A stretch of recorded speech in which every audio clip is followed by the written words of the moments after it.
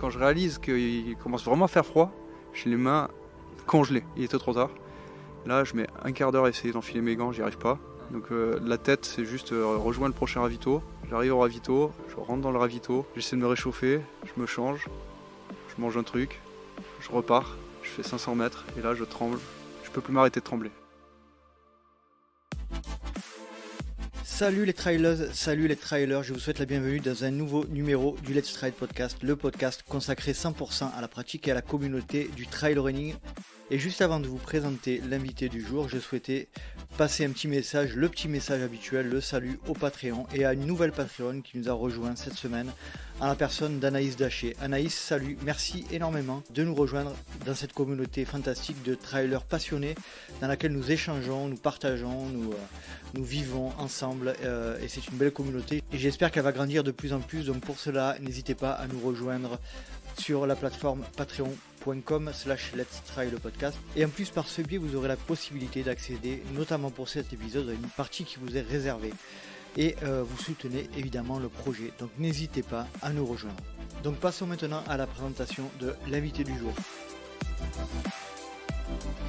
Pour cet épisode, j'ai décidé de faire appel à un voisin qui habite non loin de chez moi et qui est un ultra trailer de haut niveau, assez récent puisqu'il a commencé en 2016-2017 et assez rapidement il a compris qu'il était assez à l'aise sur les ultra distances et il a ni plus ni moins que remporté la première édition des UTMB World Series en France, et il a donc remporté en compagnie d'Aubin Ferrari le Grand Trail de Saint-Jacques.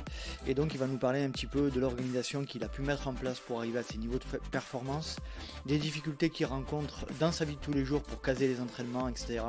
De ce qu'il doit à son entourage, à sa femme, à ses enfants, et de plein d'autres sujets. Vous verrez, il parlera également de la vision du trail, de son entraînement, de ses pires et meilleurs moments de trail. Et donc je ne vais pas vous faire patienter plus longtemps et je vous laisse profiter de ma conversation avec Samir Tazi.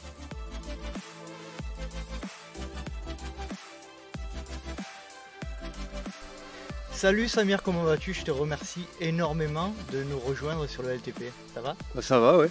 Merci pour l'invitation. Bon, on est, je sais pas si vous entendez de loin, on entend les cigales. Ça y est, car oui, les cigales sont de retour. Oui, ça fait peu de jours là, mais elles sont là. Elles sont là.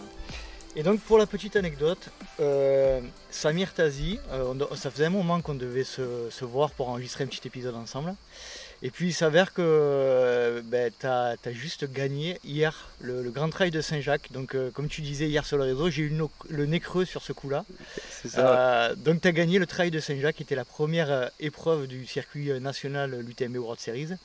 Est-ce que tu peux nous faire un petit retour, un petit débrief là? J'attaque un peu dans le vif, mais... Ouais, cash, exactement, ouais.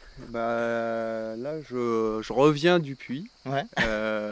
Et déjà au boulot le lendemain d'ailleurs? Ouais, au boulot. C'est dur, le retour à la réalité, pas facile. Tu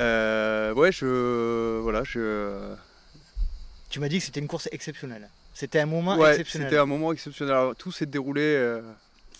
mieux que prévu. Voilà, c'est rare quand ça se passe comme ça, mais voilà, je suis départ vendredi 23h, départ de nuit avec l'envie d'y aller. J'attaque la course, on se regarde tous un peu en tête de course, ça part pas très vite.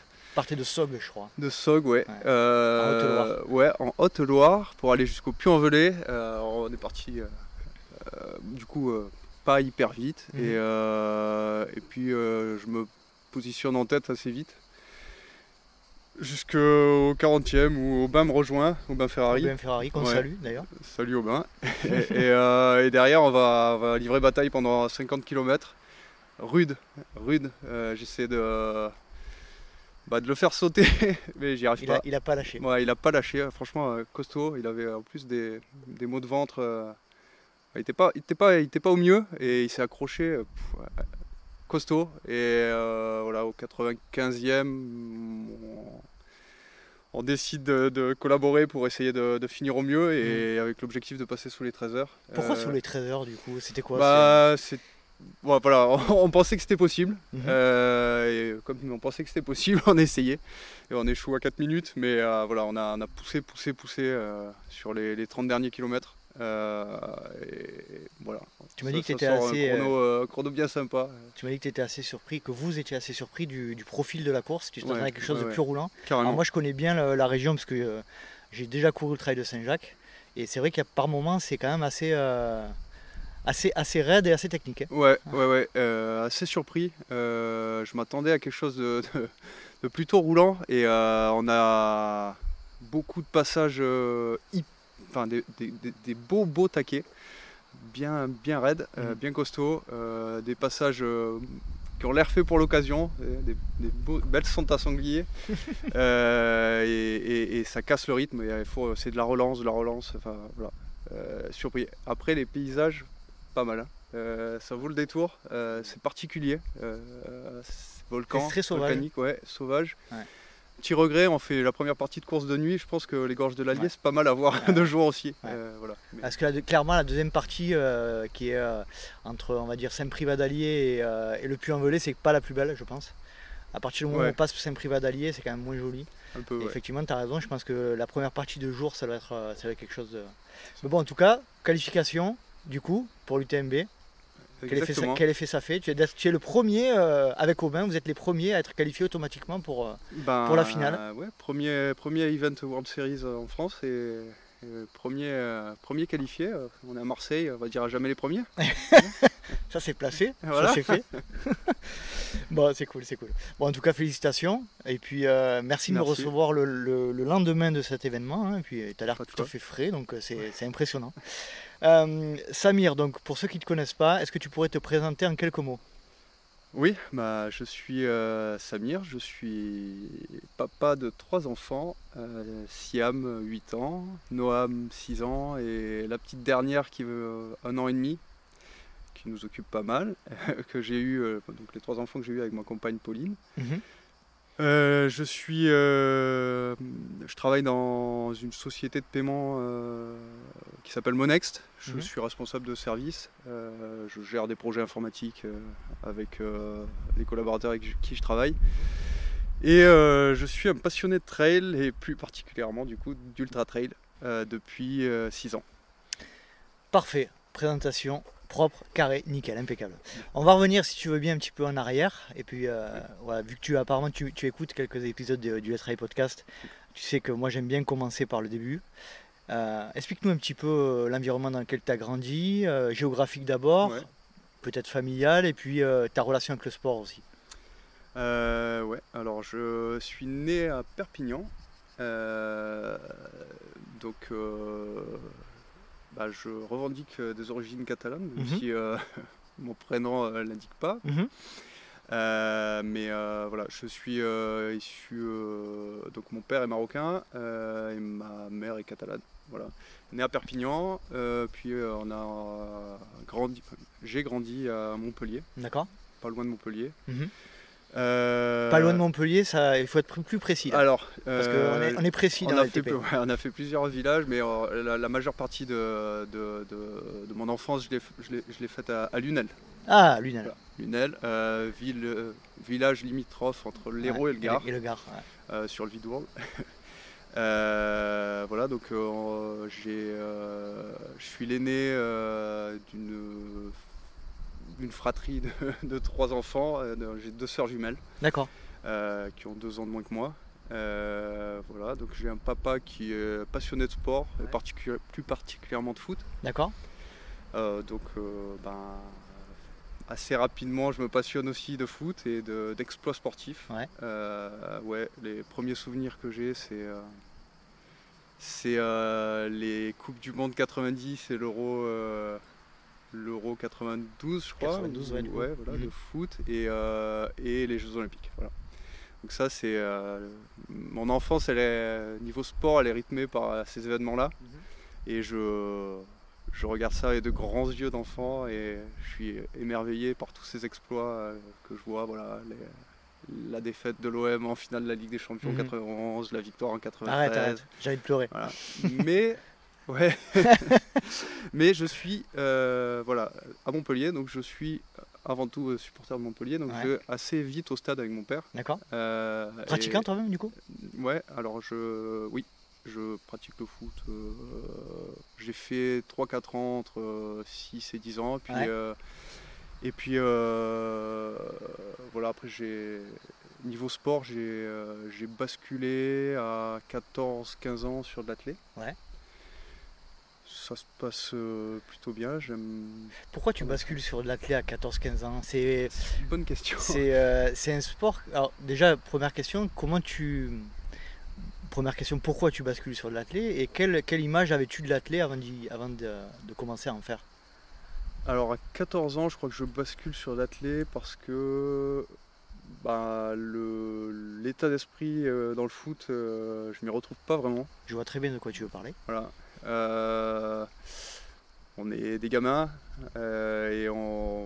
voilà, il y a beaucoup d'élitisme, il y a beaucoup de voilà, on garde un tel, on met l'autre de côté. C'était pas top l'ambiance. Et alors pourquoi l'athlé? Je sais pas. Sincèrement, parce que pour faire comme des copains. Ouais. Voilà, je rejoins le club d'athlé de Lunel, du coup, avec un pote, et je vais y faire là-bas 2 ans d'athlé, jusqu'à mes 16 ans. Et ça se passe plutôt bien, donc j'ai un titre honorifique de champion départemental de saut en longueur. D'accord. On était 2. Je fais du demi-fond, voilà, et des crosses. Donc, et puis voilà, j'aime ça, mais voilà, j'en fais 2 ans et après je suis attrapé par la vie d'ado et les copains, les copines. Tu t'éloignes du sport? Je m'éloigne du sport complètement. Ouais, vraiment? 16 ans, ouais, complètement. À partir de 16 ans, voilà, je m'éloigne bien du sport, mais combien de temps ça dure cette période où tu n'en fais plus du tout, même au collège, non. plus du tout? Non, alors je fais le sport au lycée. Minimum obligatoire. Minimum obligatoire, mais à 16 ans, ouais, j'arrête le sport pour aller faire les bêtises avec les copains et les fêtes et voilà. Et ça va durer. Ça va durer, puisque après cette partie-là, je rentre à 18 ans en école d'ingé. Ouais. Donc là, je quitte ma région pour aller migrer vers Troyes, dans l'Aube, où j'intègre une école d'ingé. Et là-bas, alors, c'est pareil. Je continue sur ma lancée, je me fais plein de copains, plein de potes, et je retrouve pas le sport, pas tout de suite. Toujours pas. Alors je le retrouve parce que je suis secrétaire du bureau des sports, parce que j'aime bien m'investir et m'impliquer dans les choses, donc je me mets au bureau des sports mais sans pratiquer. Donc je m'investis pour que les autres puissent pratiquer. D'accord. Mais voilà. Et ça te manque pas? Non. Pas particulièrement? Non, alors non. Et voilà, le sport c'est à travers la fête. La fête. Alors entre temps je suis devenu fumeur. En plus, ouais. Ouais. Tu cumules? Plutôt gros fumeur, ouais. Je cumule et ça, voilà. Donc je finis mon école d'ingé, je commence à travailler. Ouais. Donc là, ingénieur à Paris, à Paris, je fais des missions en région parisienne pendant 3-4 ans. La fête continue. Ouais. La vie parisienne. La vie parisienne, exactement. Et toujours pas de sport. Alors toujours pas de sport en tant que pratiquant, hein, mais je continue à suivre le sport et les exploits sportifs entre temps. Ouais, t'as toujours eu ce fil rouge de dire j'en pratique pas forcément, mais ça reste quand même une passion, cette notion d'exploit sportif. T'as toujours eu ça en tête, quoi. Ouais. Puis je suis spectateur, quoi. J'ai participé en tant que spectateur aux mondiaux d'athlé à 2003 à Paris, où je suis, souvenir mémorable, je suis dans les tribunes le jour où Eunice Barber est, je crois, championne du monde d'athlon sur son dernier saut. Enfin, je dis peut-être une connerie, peut-être elle est en saut en longueur. Je pourrais pas t'aider là-dessus. Championne du monde. Je vais pas te mentir. Dans la foulée, le 4 fois 100 féminin est champion du monde. Ouais. Et le 4x400 se qualifie pour la finale ou quelque chose comme ça. Enfin, et le stade, mais une folie, indescriptible. Et puis tu es là dans le championnat du monde d'athlé, tu regardes, il y en a un peu de partout. Et puis là, le stade explose. Crescendo, quoi. Ouais. C'est premier exploit, deuxième exploit, troisième exploit. Voilà, j'ai fait la Coupe du Monde au Brésil en tant que spectateur pour aller voir les matchs. Ouais, Et malgré ouais. ça, tu n'as pas le besoin de pratiquer et de revenir à... Alors, quand je commence à travailler à Paris, je me remets à faire un peu de sport, squash. Puis quand je reviens dans la région ici, sur Aix-en-Provence, en 2010, là, je commence à... T'as fait un lapsus. T'as dit je reviens dans la région. Ouais, c'est pas faux. Bah, je sais pas. Pour moi, c'est le sud. Voilà. Ah voilà, non, tu reviens dans le sud. Ouais, exactement. Et l'objectif, alors pour parce que tu étais dans la région Occitanie du coup. C'est vrai. T'es pas dans la région PACA. C'est vrai. Tu reviens dans le sud. Je reviens dans le sud. Je te charrie un peu, mais. Mais t'as raison, mais t'as raison, faut être précis. Ouais, je reviens dans le sud parce que je cherche à me rapprocher de ma compagne, avec qui je suis depuis 2009. Ouais. Donc en 2010, j'atterris à Aix-en-Provence, où il y a plus de taf que Montpellier. Et je me remets au foot, donc pour revenir au sport, foot à 5. Voilà, et je pratique pas mal avec les collègues de boulot, assez régulièrement. D'accord. Ça c'était quelle année 2009, 2010 Ouais, à partir de 2010 jusqu'à 2015. Voilà, 2015. Voilà pour le sport. D'accord. On peut parler plutôt spectateur jusque-là. Plutôt spectateur pendant un long moment quand même. Quoi. On peut parler un petit peu de ta formation pro. Tu disais ingénieur. Tes premiers pas pro, est-ce que tu peux nous expliquer un petit peu en quoi consiste ton poste actuel? Peut-être tes premiers pas pro aussi, un peu comment tu conçois ta vie pro aujourd'hui? Alors je démarre. Beaucoup de questions. Non mais je démarre ma carrière professionnelle en 2007 en tant que développeur informatique en région parisienne. Je suis consultant informatique, donc je fais des missions à droite à gauche pour des gros comptes, enfin des gros clients. Ça me plaît. Enfin, j'ai pas de. Des codeurs quoi. Ouais, codeur, j'aime bien, c'est de la technique. Je fais tu travailles un peu chez toi. Ouais, c'est ça. Je fais. Alors, pas encore de télétravail, mais ouais, ça peut arriver de ressortir l'ordinateur le soir pour finir des projets. Quand je cherche du boulot dans le sud, je retrouve facilement un poste de développeur sur Aix-en-Provence. Donc chez Monext, la boîte dans laquelle je suis encore. Et là, je vais, on va dire, passer plusieurs étapes. Je rentre en tant que développeur, puis ensuite je bascule dans un champ d'expertise fonctionnelle, on va dire, métier, sur les services de paiement. D'accord. Et puis jusqu'à maintenant où je suis responsable de service, j'encadre pas mal de collaborateurs qui font des projets pour nos clients bancaires. Voilà. Tu me disais juste avant, c'est monté jusqu'à une trentaine de personnes, donc on en reparlera dans tout ce qui est volet organisation de la vie de Samir Tazi, parce que je pense qu'il y a quand même de quoi dire. C'est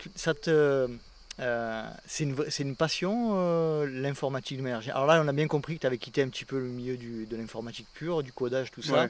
Aujourd'hui, tu te sens à ta place, ça t'épanouit, ta carrière pro, tu te sens fier de ce que tu as c'est pas qu'alimentaire, j'aime bien les relations humaines et les collaborations avec mes collègues. Et là, le rôle que j'ai consiste à faire évoluer entre autres, à faire évoluer et progresser les gens avec qui je travaille. Et ça, c'est quand tu trouves les bonnes clés pour les aider à progresser, pour les aider à aller développer leur carrière, c'est assez gratifiant. Voilà. Après, il y a d'autres facettes un peu moins gratifiantes qui sont un peu plus rébarbatives, côté administratif, etc. Bon, là-dessus, t'as pas le choix. Pas le choix, mais c'est pas ma partie préférée. Tu aimes bien transmettre et c'est plutôt l'aspect aujourd'hui transmission qui te correspond plus que l'aspect purement technique, quoi. Ouais. Alors ça, la technique j'ai un peu abandonné et c'est la partie aider à progresser. Voilà, plus que transmettre, c'est comment je peux accompagner. Pour que on travaille déjà que les équipes travaillent dans un environnement plutôt bienveillant et qu'on arrive à délivrer tout ce qu'on doit délivrer Dans les meilleures conditions. Dans les meilleures conditions, voilà. Et que les gens viennent au boulot avec un peu plus de Avec smile. Ouais. Ça, pour moi, c'est important. C'est quelque chose qui se développe beaucoup aujourd'hui. Je pense que toi, tu es dans une boîte qui est quand même assez basée sur la tech, Ouais. qui a des, je pense, je connais pas, mais qui a certainement des valeurs un petit peu nouvelles par rapport à l'organisation du travail et tout. C'est des choses que vous essayez de mettre en place, plutôt plus de liberté, plus de responsabilisation. Ouais, ça serait. C'est ce qu'on essaie de mettre en place. C'est pas facile parce qu'il y a pas mal de contraintes. Culturelles, il y a des contraintes légales, enfin, voilà. Il y a beaucoup de contraintes, mais c'est vrai que c'est quelque chose que donner un cadre bienveillant et voilà. Et maintenant avec les 2 années qui viennent de s'écouler, être plus orienté bien-être du collaborateur, c'est quelque chose qui est quand même important, enfin qu'on met au centre de ce qu'on essaie de développer. C'est pas facile tous les jours, surtout dans la période où le milieu de l'informatique là est devenu hyper concurrentiel. Du coup, c'est ouvert vachement sur le recrutement. Donc voilà. On est dans une bonne période actuellement en France sur cet aspect-là. Exactement. On fait partie des pays européens les plus avancés, il me semble, si je dis pas de bêtises. Ouais, il y a le marché. Le marché est en pleine expansion. Toi, tu réussis à trouver un sens à ce que tu fais aujourd'hui? C'est une question un peu vache, je suis désolé de la poser, mais moi j'y suis passé récemment, donc c'était clairement pas le cas. Toi aujourd'hui, est-ce que tu peux dire que tu y trouves j'essaie de m'en donner et dans ma fonction c'est aussi en donner aux autres. Donc je suis obligé de m'en donner pour en donner aux autres et c'est pas le plus évident, hein. C'est très clairement mais c'est quelque chose sur lequel je travaille et T'es beaucoup dans la transmission, dans le partage, j'ai l'impression. Tu as parlé tout à l'heure quand tu vas voir des événements sportifs, tu aimes bien voir les autres créer des exploits, tu aimes bien partager.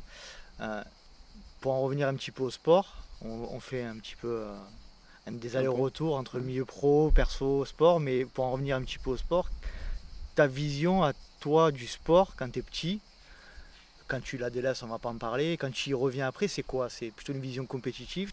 Tes parents t'ont donné une vision compétitive de cet aspect-là ou pas du tout? Non, pas du tout. Mes parents pas forcément, non. Mais moi, quand je te dis que je regarde avec des grands yeux les exploits, enfin voilà, j'admire.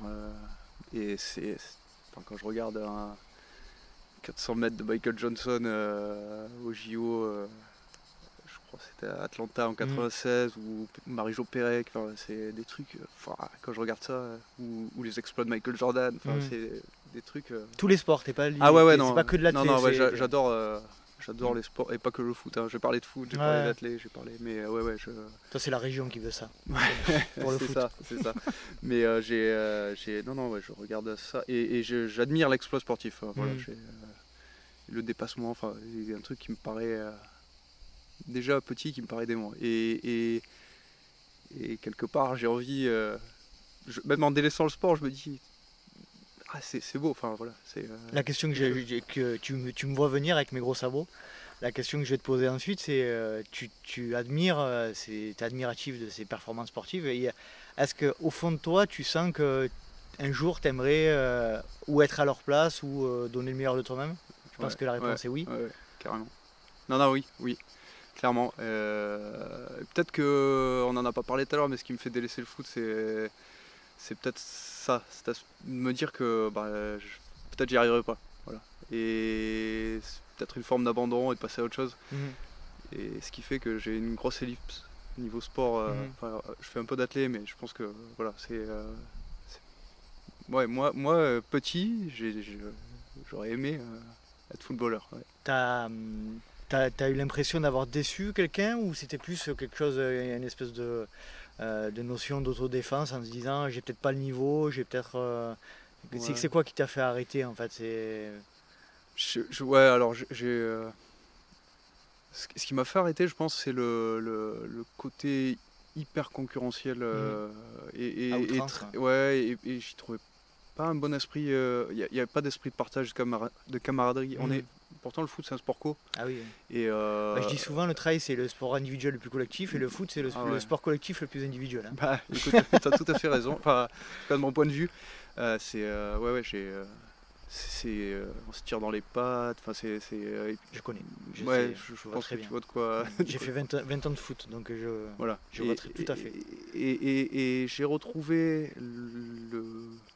le foot comme je l'aime quand j'ai recommencé à jouer à 5. Tu vois, ici il y a le Z5 avec les collègues de boulot, et là c'est redevenu un plaisir et j'ai recommencé à m'épanouir.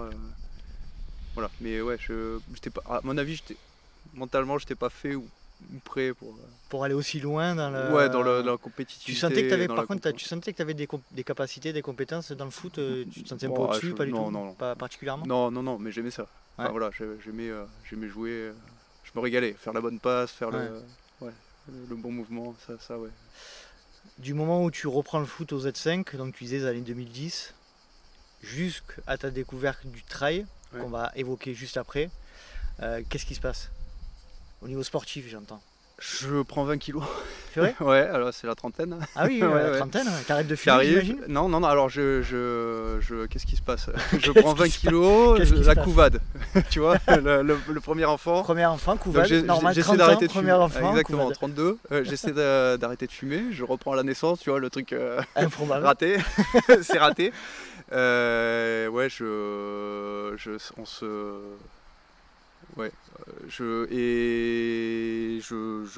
Avec la reprise de la clope, ça me fout un coup, tu vois, avec la naissance de ma première. Et on va arriver sur le trail peut-être. Vas-y, tu peux. Okay. S'il n'y a pas, entre le moment où tu prends 30 kilos et le trail, s'il n'y a pas de moment intermédiaire, on peut aller sur la découverte du trail si tu veux. Ça va. Bah, écoute, donc ma première fille, donc, qui naît en 2014, elle naît en octobre, je rentre à l'été du Brésil, la Coupe du Monde. Je pense que je dois peser 92 kg ou quelque chose comme ça. Ouais. Tu es grand quand même, tu mesures 1m87. Ouais, j'allais dire 85. 7, ouais. 87. Mais bon, voilà. Et je fume. et voilà. Et passe un an avec la petite et on décide de mettre en route le deuxième avec ma compagne. Ouais. Et là, une prise de conscience. Et je m'aperçois que la clope, c'est devenu une soupape. Ouais. Dans les moments tendus. Tu fumais combien? Un paquet et demi. Gros fumeur. Ouais, c'est un peu beaucoup trop, on va dire. Et puis addictif. Enfin, voilà, mais avec la cigarette, tu as toujours l'impression que tu vas pouvoir y arriver. Enfin, bon. Je suis un ancien fumeur aussi, on a beaucoup de points communs, tu vois. Bah, écoute. J'ai fumé pareil un paquet de clopes jusqu'à 23 ans. Donc, ouais, et tu t'en es débarrassé. Ouais. Bah, bravo. Ouais. Et donc moi j'ai cette prise de conscience de me dire que si j'arrête pas avant la naissance du deuxième, c'est mort. J'arrêterai jamais. Ouais. Et donc mon fils, sa naissance est prévue pour septembre. Et donc en juillet, j'ai une prise la prise de conscience, j'arrête net, et je me dis qu'il me faut un palliatif, quelque chose, et je me lance dans la course à pied.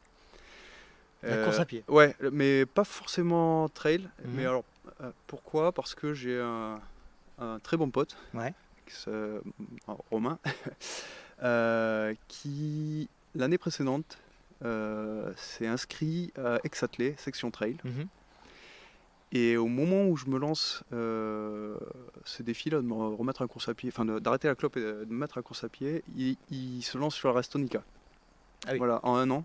Donc ancien rugbyman. La Restonica, c'est un trail en Corse. En Corse, il fait le 110 ou le 120, enfin un truc bien costaud, hein. bien costaud. Corse, quoi. Ouais, voilà. Et voilà. Et donc il est rugbyman, il fait pas mal de rugby, donc pas vraiment le physique du trailer. Mais en un an, il arrive à faire ça. Et je me dis, mais peut-être que je peux y arriver aussi. En tout cas, je peux essayer. J'ai pas l'idée de faire tout de suite 100 bornes, c'est pas ce que je me dis, mais je me dis, bon, ça vaut le coup d'essayer. Ça marche. Ouais. Ça a l'air de marcher. Ouais, ça a l'air de marcher. Et donc je me mets à la course à pied l'été, juillet-août, et sur ses conseils, je rejoins le club d'Aix-Châtelet en septembre avec lui. Septembre 2015. 2016. 2016. Ouais, 2016. Et là, je rencontre Eric et Nathalie, qui sont les fondateurs de la section qu'on salue, qui sont les fondateurs de la section trail. Patrice, Thomas, le fondateur, je crois. Ah ouais. J'ai peut-être oui, une avec bêtise. Patrice, ouais. Avec Patrice Marmé. Patrice Marmé, qu'on salue aussi. Ouais. Et donc on va saluer Thomas aussi, qui est le coach de la section. Et je crois que c'est peut-être sa première ou sa deuxième année à Thomas. D'accord. En tant que coach de la section, où il remplace justement Patrice, qui était le coach avant. Et voilà. Donc mon arrivée dans le trail, septembre 2016. Tu rentres dans une section qui compte combien de personnes à l'époque? Une cinquantaine. Une cinquantaine quand même. Je pense qu'il y avait une cinquantaine. C'était un petit club sympathique. Ouais. Et je trouve tout de suite des passionnés, plein d'histoires, mais alors pour moi des histoires mais à dormir de ouf, des trucs. Ils ont tous une histoire de trail, quelque chose à raconter. Enfin, je trouve ça dément et j'accroche mais direct par les gens quoi. Et finalement, j'ai pas encore fait de trail. Voilà. Moi, je suis allé au club, je cours en colline, mais j'ai pas fait de trail. Voilà. Et j'accroche. T'accroches direct. Ah ouais. Plutôt à l'ambiance. Ouais, l'ambiance et à tout la convivialité ce que les gens du partagent. truc. La convivialité. Enfin, je me régale. En fait, c'est la particularité de Aix-Châtelet, c'est que c'est un énorme club d'athlètes. Ouais. Et la section trail, du coup, à l'époque, elle est quand même assez intimiste par rapport à la taille du club d'Aix-Châtelet qui compte, je crois que c'est 5000 licenciés aujourd'hui. Donc c'est une énorme machine et donc c'est ce que tu trouves, c'est ce lien de famille un peu familial entre les gens quoi. C'est ça, et c'est des accroches, de la relation humaine, du partage hyper facile et hyper rapide quoi. Voilà. Et c'est les gens que j'ai rencontrés à cette époque-là, je continue de les côtoyer aujourd'hui. Alors c'est rigolo, alors, je voulais pas forcément en parler en live, mais c'est rare d'avoir quelqu'un qui fait autant l'unanimité. Quand je parle de toi, systématiquement, c'est la bienveillance qui ressort, le partage, la gentillesse. Alors c'est vrai que du coup, aujourd'hui, tu es peut-être un peu moins présent aux entraînements. Mais malgré tout, à chaque fois que tu viens, tu partages, parfois tu viens en stage aussi. Tu retrouves encore cette notion initiale qu'ont instauré Eric et Nathalie? Alors, pour être tout à fait honnête, depuis un an, non, j'y arrive plus. Là, tu voulais parler d'organisation, là j'atteins des limites, j'y arrive plus. Voilà, j'ai la naissance de ma troisième il y a un an et demi.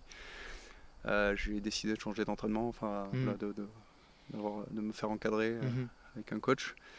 Donc j'arrive plus à y venir aussi souvent que j'aimerais. Mais jusque-là, j'y allais une fois par semaine. Donc, ou le mardi ou le jeudi, les entraînements. Et quelques sorties longues du week-end. C'est toujours un plaisir de les retrouver. Toujours, un régal. Qu'est-ce que tu apprends Alors si je vais te poser une question un peu large, un peu vaste, mais qu'est-ce que tu apprends au tout début là, un ou deux éléments qui ressortent de ce club et tu te dis putain mais ça c'est un truc qui va me servir plus tard quoi. Alors déjà avec Thomas des éléments techniques trail, des trucs. Parce que Thomas a été le coach dès que tu as commencé. Il était coach de la section. Je sais plus si c'était sa première ou deuxième année en tant que coach de la section. Mais voilà, on est une cinquantaine et Thomas il prodigue des conseils à tout le monde et il construit les séances pour qu'elles conviennent tu dois au plus grand nombre de quoi je parle. Et voilà, il y a une dimension apprentissage technique que je trouve au départ assez important pour moi. Moi j'ai pas l'habitude de courir en colline, la course, je faisais de l'athlé, mais c'était sur piste ou des crosses, mais voilà. Courir en montée, ou marcher en montée, ça s'apprend. Les descentes, ça s'apprend. Et ça, je le trouve auprès de Thomas, rapidement. Voilà. Après, c'est peut-être les premières années où ils tentent avec Eric et Nathalie de structurer, je sais pas si c'est les premières années, mais en tout cas, c'est structuré avec des stages et ils accompagnent sur un objectif. Et ça c'est C'est particulier, hein. Ouais, Ça se fait pas partout, hein. Non, ça se fait pas partout, C'est-à-dire mais que, c'est un truc. avec Satelet, ils organisent une course annuelle. Ouais. Et on en avait parlé dans les épisodes précédents, mais ils organisent une course annuelle et toute l'organisation de l'entraînement, des stages préparatoires amène à ce stage, à cette course annuelle, quoi. C'est ça, donc tout le club a un objectif, alors ceux qui veulent, il n'y a pas d'obligation, Ouais. mais tout le club a un objectif commun. Donc là, moi pour ma première année, c'était le trail de Pralognan. Mhm. C'était un 73 km, donc je crois. Et voilà, donc Thomas il structure ses entraînements pour accompagner le plus grand nombre à atteindre les objectifs du club, enfin de l'événement club. Voilà, et comme il y a plusieurs formats, tout le monde peut y participer, et ça c'est en termes de convivialité, enfin c'est des souvenirs top. Tes premières courses, il me semble que j'ai vu officiel 2017 ou fin 2016, j'ai vu Trail de la Galinette. Ouais. On y revient encore une fois. Ouais. Comment ça se passe, tes premiers dossards? Comment tu te sens? Alors le tout premier en trail, c'est Gémenos. Ah oui, l'Energem Trail. L'Energem Trail. Ouais. C'est 27 km dans le massif de la Seine-Baume, on monte au pic de Bertagne et on redescend. Et j'y vais la boule au ventre, ouais, je sais pas à quoi m'attendre, et j'y vais seul. Donc là pour le coup personne, j'ai pas trouvé de collègue pour m'accompagner, mais je sais pas pourquoi j'ai décidé de partir sur un 27 bornes avec 1000, 1002, 1003 de dénive.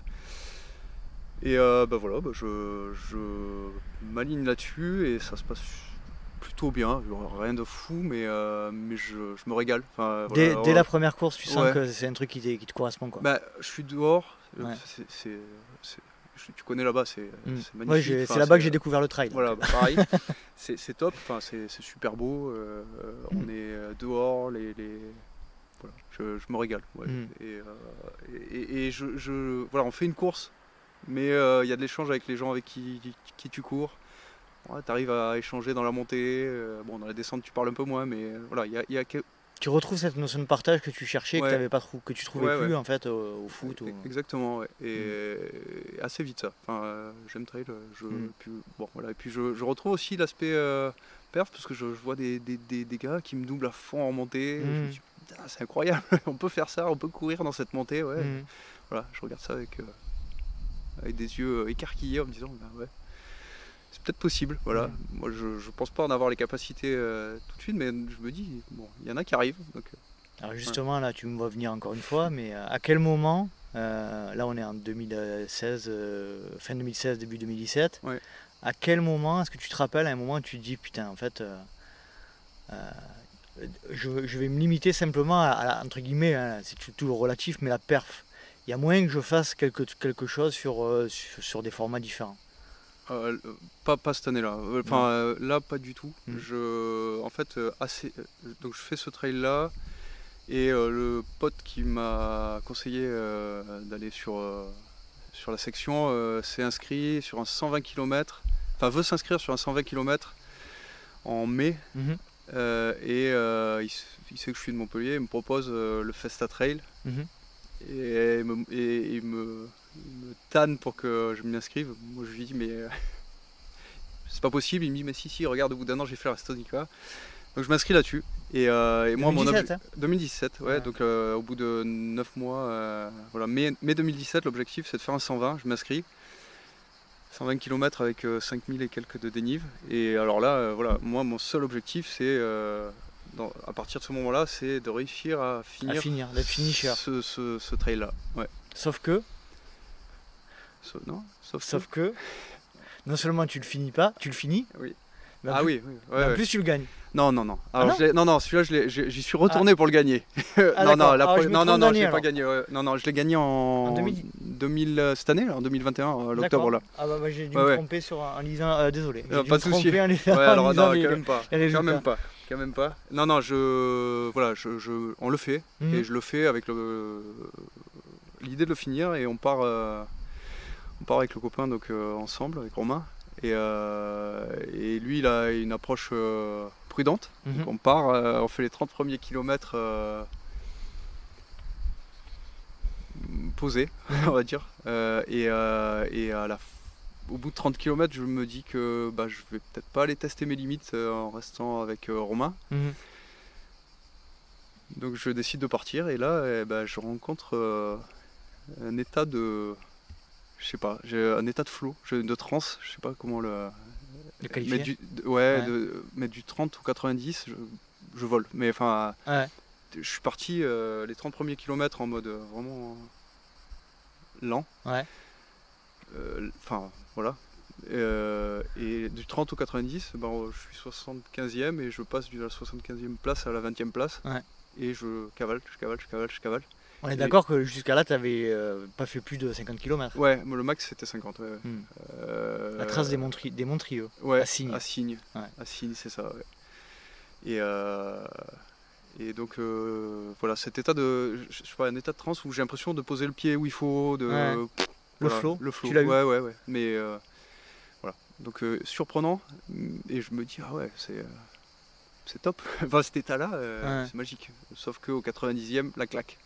Ouais, la grosse claque. Le corps, le releveur, enfin tendinite du releveur énorme. Et là, les 30 derniers, un calvaire physique. Et je finis au 100e. Donc ma compagne, qui m'attendait au ravito du 100e, me voit dans un état lamentable avec l'envie de rester là et puis de m'arrêter là.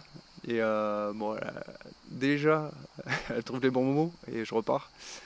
Et je vais terminer 22e. Au 22e. Voilà, je suis content et C'est à ce moment-là que tu te dis je suis peut-être fait pour ce sport.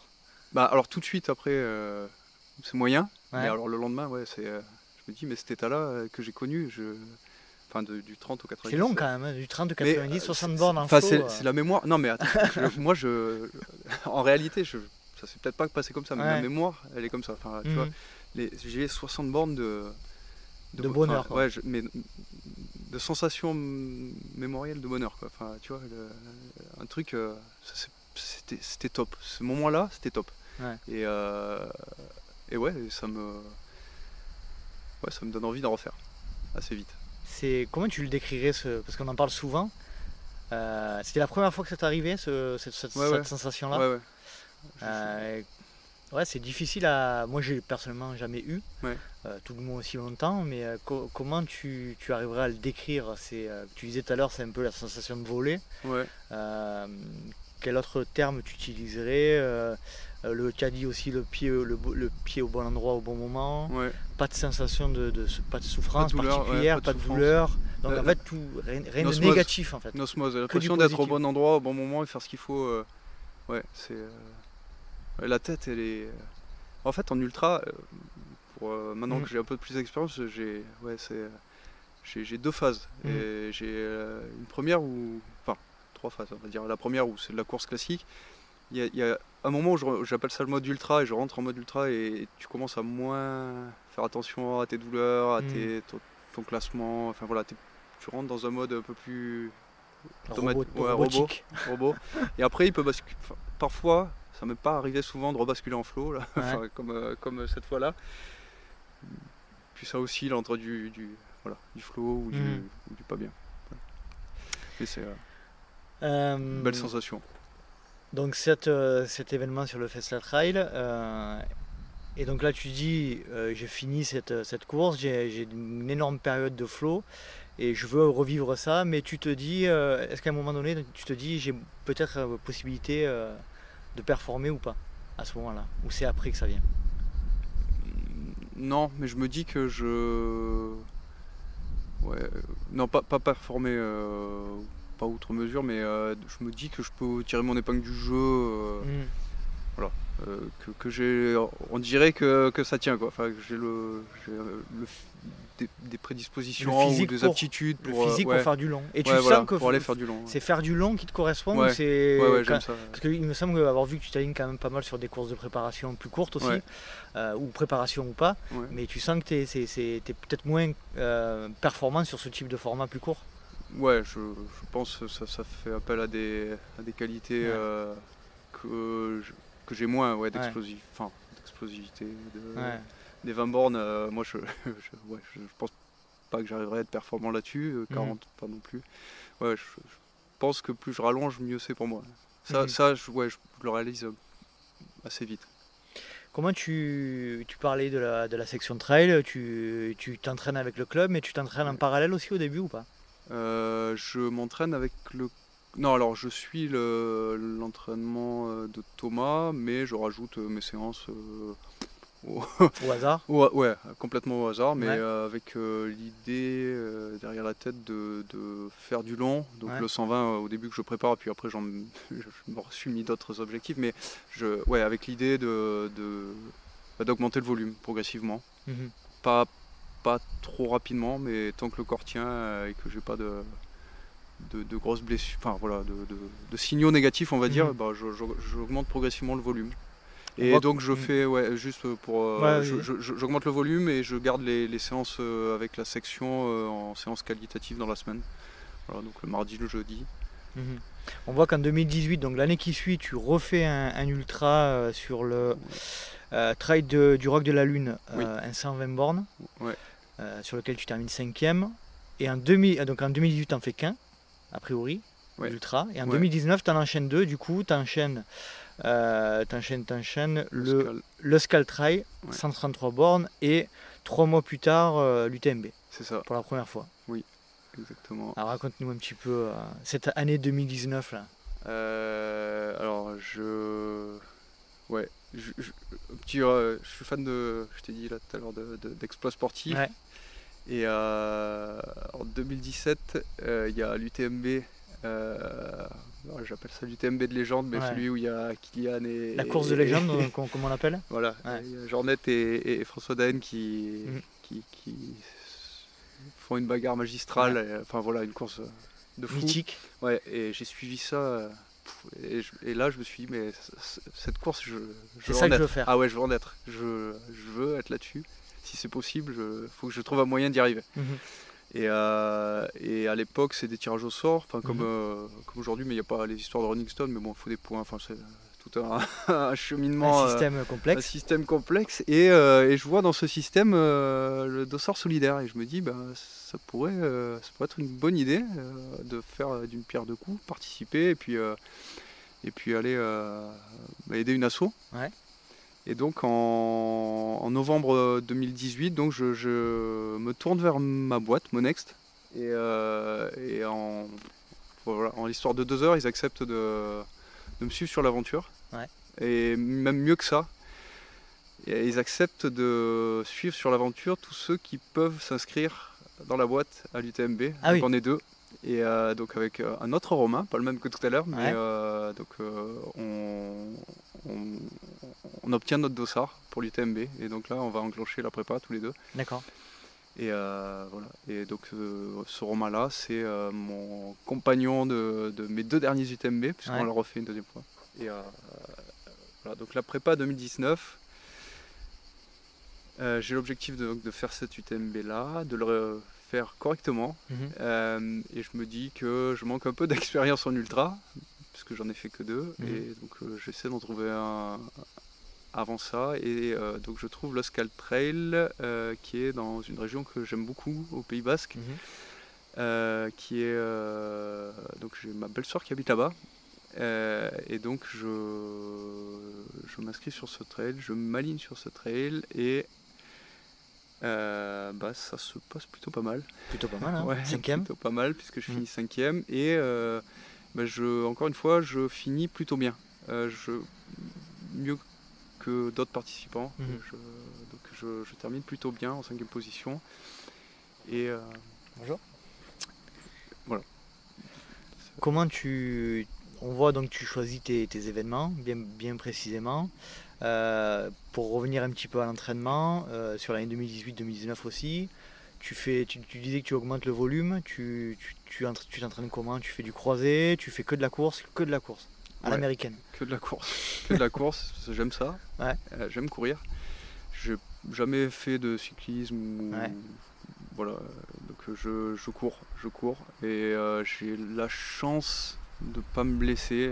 Alors je pense pas que ça soit une approche idéale, mais c'est en tout cas celle qui m'a convenu jusque là, Et j'augmente progressivement d'année en année. Comment dire, avec le volume. un niveau de réflexion ou un peu Ouais. au hasard quand même l'augmentation? Non, je me dis que bêtement que si je veux réussir à faire 120, Ouais. c'est pas mal si j'arrive à répéter ça semaine après semaine. Ouais. Avec un peu de recul, c'est probablement pas la Mhm. meilleure, la meilleure idée que j'ai eue, mais enfin voilà, elle me correspond. Mhm. Et en fait, pour faire ça, on parlait d'organisation tout à l'heure, je rythme mes journées autour de ces entraînements et ça Mhm. devient une routine et ça devient assez facile de m'entraîner comme ça. Alors explique-nous un peu Ouais. plus. Alors, tu parlais, on en a beaucoup parlé juste avant Ouais. l'épisode. Tu me parlais beaucoup de Pauline, Ouais. ta compagne, Ouais. tu nous en parleras un petit peu après si tu veux. Ouais. Comment tu arrives à organiser tout ça? Parce que comme tu disais, il y a beaucoup de volume quand même. Ouais. Tu as beaucoup de volume horaire professionnel, perso. Est-ce que tu peux nous dresser un petit peu le tableau de tout ça? Ouais. Alors, donc j'ai la chance de. J'ai un volume horaire assez gros au boulot, mais j'ai la chance de disposer de ma pause de midi. Donc entre midi et deux, c'est un peu un temps masqué sur la vie familiale. Mhm. Donc ce temps-là, je le prends pour courir. Donc les conséquences, c'est que je coupe pas mal de toute la sociabilisation du travail. Mhm. Voilà, mais j'ai l'avantage d'être dans la boîte depuis 5-6 ans, donc je connais Mhm. pas mal de monde. Je débarque pas dans Ouais, bien ma sûr, boîte. bien sûr. Ça aurait peut-être été différent, Mhm. mais là j'ai l'opportunité de faire comme ça. Donc ce créneau-là, il est top Il parce est que intouchable. voilà, il est intouchable. Il devient intouchable et Tous les jours. quasi. Enfin, pas dès le début, mais Mhm. progressivement, ça Ouais. va basculer sur du quasi tous les jours. Et les jours où je cours pas entre midi et deux, c'est les jours où je vais à la section le soir. Donc voilà, D'accord. c'est rythmé comme ça. Et le week-end, sortie longue, souvent le samedi et le dimanche, et lever très tôt. Ouais. Pour être de retour et rogner le moins sur la vie de famille, pour être de retour assez tôt à la maison. Ouais. Donc ça, j'y arrive assez bien. Voilà, 2016, 2017, 2018. J'y arrive. Mhm. Avec la chance d'avoir ma compagne, du coup on en a parlé, mais Pauline qui me permet de le faire. Voilà. Donc quand je pars à 6h du matin, ok, ça n'impacte pas la vie de famille, mais quand je rentre, je rentre à 10h, 11h, et là c'est une matinée pendant laquelle elle est toute seule avec les enfants. Elle est sportive? Ouais, alors elle est sportive, elle a fait beaucoup de volleyball. À un bon niveau, championne de France universitaire. Donc elle a la notion quand même du sport de performance. Ouais, et elle est d'une famille où elle a deux sœurs et elles ont toutes fait du sport avec une orientation performance. Voilà, donc je pense que c'est c'est aussi ce qui fait qu'elle elle me soutient là-dedans. C'est que elle comprend, enfin elle a cette fibre perf et compétition, elle aime ça, voilà. Elle aime suivre les événements sportifs comme moi. Quand vous vous êtes rencontrés, tu m'as dit 2009. 2009. Du coup, tu on courais pas du quand tout. on s'est mis ensemble, on s'est rencontrés pas. Quand elle t'a connu, en gros, tu courais pas. Ouais. Donc elle s'est adaptée en fait à ta pratique. Du coup, c'est un projet commun presque parce que elle t'a vu évoluer de cet aspect-là. Ouais, complètement. Du rien au tout, quoi. Ah oui, complètement. Ouais. Et on a construit cet équilibre ensemble, en fait. C'est quelque chose qu'on construit tous les jours, enfin qu'on continue à construire d'ailleurs. Et je parle d'équilibre, c'est précaire. Enfin, je pense qu'on a la chance tous les deux, en tout cas on est assez conscient que cet équilibre il est précaire et qu'il faut qu'on y fasse, faut qu'on le chérisse, quoi. En tout cas, pour moi, c'est ça. Et j'espère qu'elle aussi. C'est compliqué, je vais peut-être poser des questions un peu indiscrètes, mais c'est vraiment pour comprendre un petit peu la notion de sport avec une intensité assez importante, voire très importante, et dans une notion de couple, tu l'as dit, c'est souvent précaire. C'est difficile à maintenir ça, à cet équilibre justement. C'est un travail, ouais. C'est pas, il y a rien d'acquis et c'est tous les jours. Ouais. Faut faut faire attention à ce que ça penche pas trop d'un côté ou de l'autre. Enfin, voilà, jusque-là, j'espère qu'on y fait assez attention tous les deux. Je pense qu'on y fait assez attention tous les deux, puisque voilà, ça marche. Ouais, mais après, voilà, on construit aussi cette aventure. Et bah, là, si tu veux, en revenant à l'UTMB 2019, bah, c'est la première course où elle va faire l'assistance complètement. Et voilà, c'est des souvenirs. Là, c'est quelque chose de fusionnel. Enfin, on a vécu une expérience magique. Et voilà, moi, de mon côté, je vais au bout de l'effort des heures et c'est grâce à elle. Et je pense qu'elle vit cette course-là aussi. Voilà, on partage ce truc tous les deux. Et ça renforce la conviction. Je suis d'accord. Et la conviction de couple et la conviction, voilà, et ça nous aide à construire cet équilibre. Moi, je suis assez, ça résonne beaucoup moi ce que tu dis, parce que moi j'ai Virginie qui est pareil, qui adore m'accompagner sur les. Alors ça peut faire peut-être des fois un peu la femme qui suit le mari, donc c'est vrai que c'est peu souvent l'inverse. Ça serait bien que ça soit un peu plus accentué dans l'autre sens. C'est souvent en règle générale, c'est majoritairement les hommes qui font des gros objectifs comme ça et qui sont suivis par leurs femmes, malheureusement. Mais c'est vrai qu'il ne faut pas non plus occulter le fait que moi personnellement, Virginie, elle adore suivre ce que je fais, ce qui est le cas certainement de Pauline. Et c'est un vrai moment de connaissance du couple. Ça renforce quelque chose, je trouve. Ah, complètement, complètement. Et c'est on est tous les deux dans des états particuliers, et ça accentue la complicité qu'on a, ça accentue l'échange. Enfin, on se sent encore plus vivant ensemble. Elle est fière de toi, alors. Ouais. Tu penses? J'espère. Je sais. Non, je sais. T'en es sûr? Ouais. Et puis moi, je suis. Enfin, l'inverse est 1000 fois. Enfin, je suis hyper fier d'elle dans tout ce qu'elle accomplit aussi. À côté, elle enfin voilà, elle a une belle carrière professionnelle, elle est maître de conf.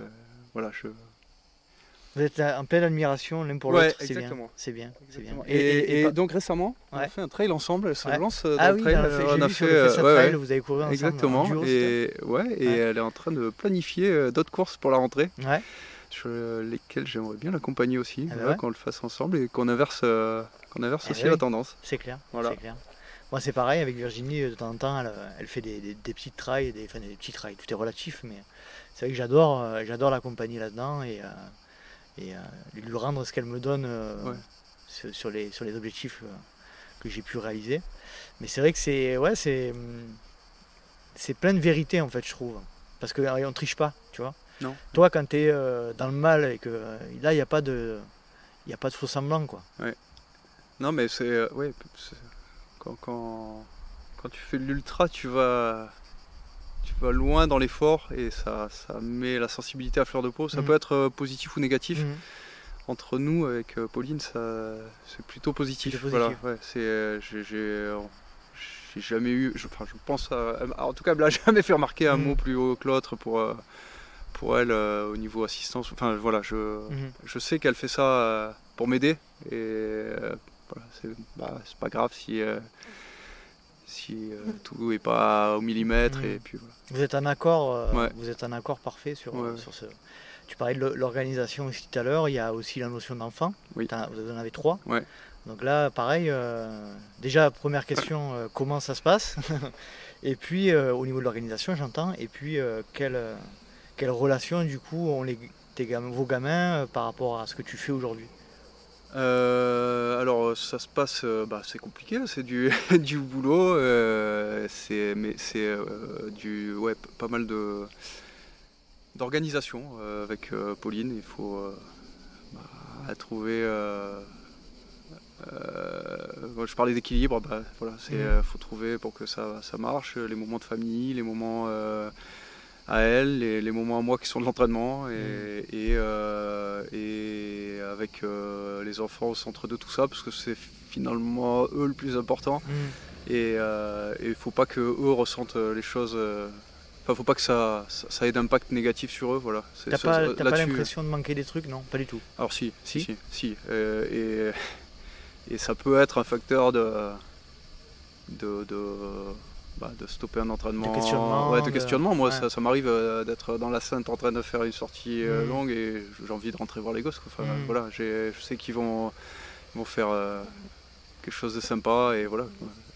Dans ces cas-là, je stoppe et puis je rentre. Mais ouais. T'écoutes beaucoup quand même ce que tu ressens aussi par rapport à ça. Quoi. C'est quand même, je te dis, c'est central et faut pas que eux ça leur manque. Alors inévitablement, je passe moins de temps que d'autres avec eux, mais j'essaie de faire en sorte que quand je suis là, c'est des vrais moments. Vraiment là, quoi. Ouais, et pas ailleurs. Des vrais moments de qualité. Ouais.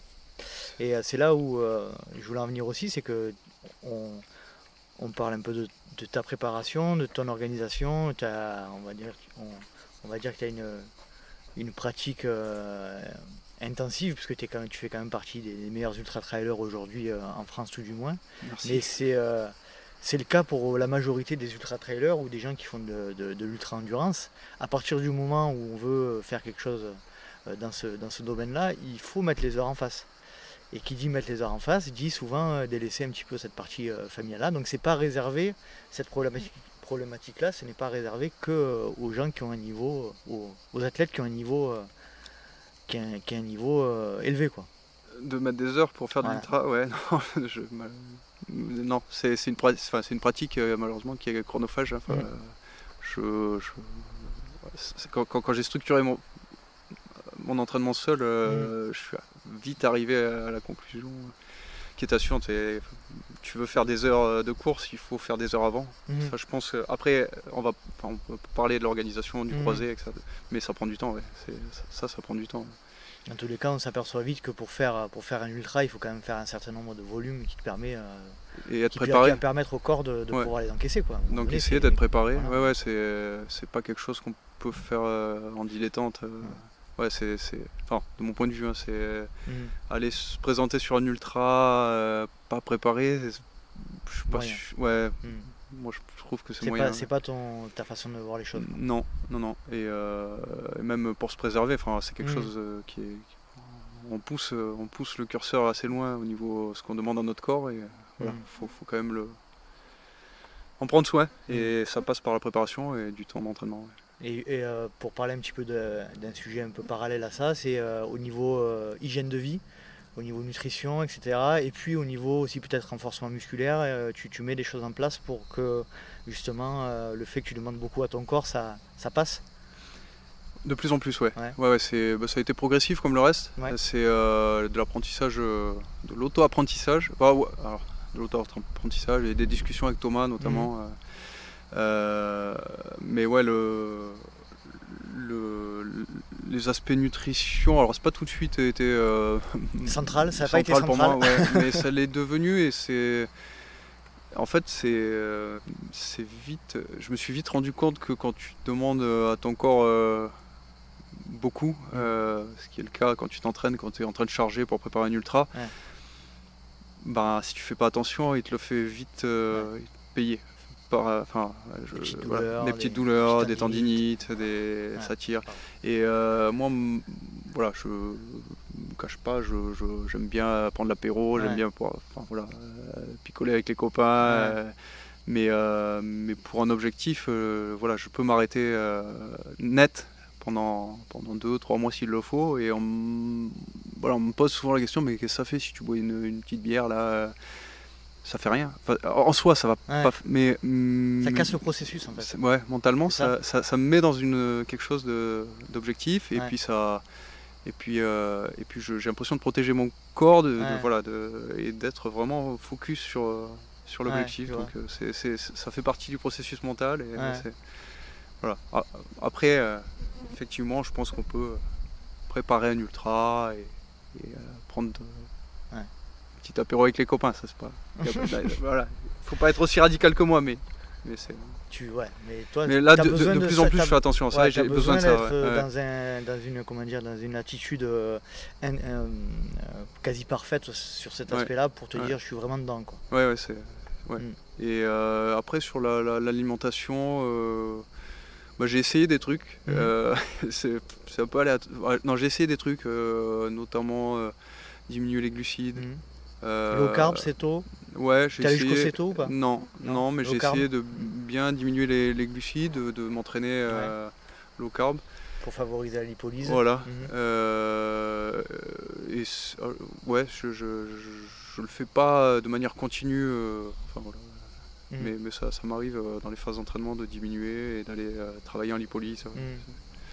Ah, ça c'est utile, hein, Ouais, bah ouais. C'est Ouais. hyper Mais je m'en utile. suis rendu compte au fur et à mesure, tu vois. Ouais. Je parle des discussions avec Thomas, mais après j'aime bien me documenter. Du Ouais. coup, je vais à droite à gauche chercher des infos sur ce qui se fait dans l'entraînement. Voilà. Au niveau volume, on va parler d'heures. Ouais. Tout simplement. Quoi qu'on devrait peut-être parler de kilomètres avec toi parce que vu que tu roules pas beaucoup. Ça a changé. Hein. Ça y est, du coup tu croises aujourd'hui, tu fais un peu on revient à ma question de tout à l'heure, renforcement musculaire aussi. Ouais, alors donc j'ai borné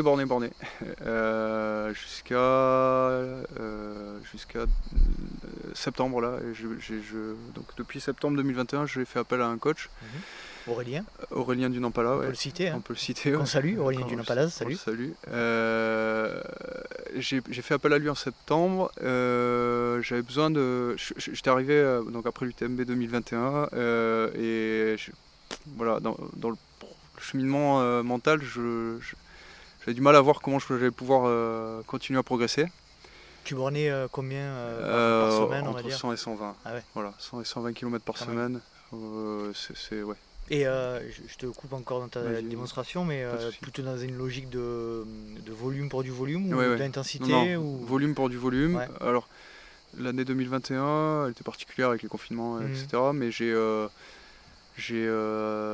fait beaucoup de volume, mais le premier trimestre, là où on était un peu confiné, j'ai fait des intensités. J'ai essayé de faire une prépa un peu axée VMA, progression de la VMA. Et après, à partir de mars-avril, j'ai borné jusqu'à l'UTMB sans trop me poser de questions. Je faisais du renfo, cuisses et abdos, puisque les conséquences, enfin cuisses, ventre, et suite à mon premier UTMB 2019, j'ai fini les quadrilles broyé dans un état mais lamentable. Je pouvais plus avancer sur les faux plats, je pouvais plus avancer sur les descentes, je marchais, c'était donc j'ai vu la limite et je me suis dit que pour mes cuisses avaient besoin d'être un peu renforcées pour encaisser ce qui nous attend sur les chemins à tous là quand on part sur l'UTMB ou sur d'autres courses avec plus 6000 de D-, des trucs tes quadrilles, il faut qu'ils soient là. Et muscu poids de corps ou en salle ou comment tu... Non, poids de corps. Poids de corps. Alors j'ai fait ça jusqu'à septembre et alors depuis que je suis avec Aurélien, j'ai arrêté le renfo. Le renfo poids de corps et c'est tout via le vélo. Donc je me suis mis au vélo. Force est de constater là que depuis... donc c'est structuré, c'est beaucoup plus structuré. Il y a plus de qualitatif dans la semaine.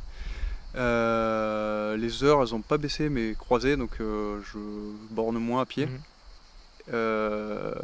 Et le point pour moi le plus important c'est un des points qui fait que je me suis tourné vers un coach qui n'était pas proche de moi et que je connaissais pas forcément. J'avais besoin de d'un avis neutre. C'est la récup. J'arrive sur mes objectifs.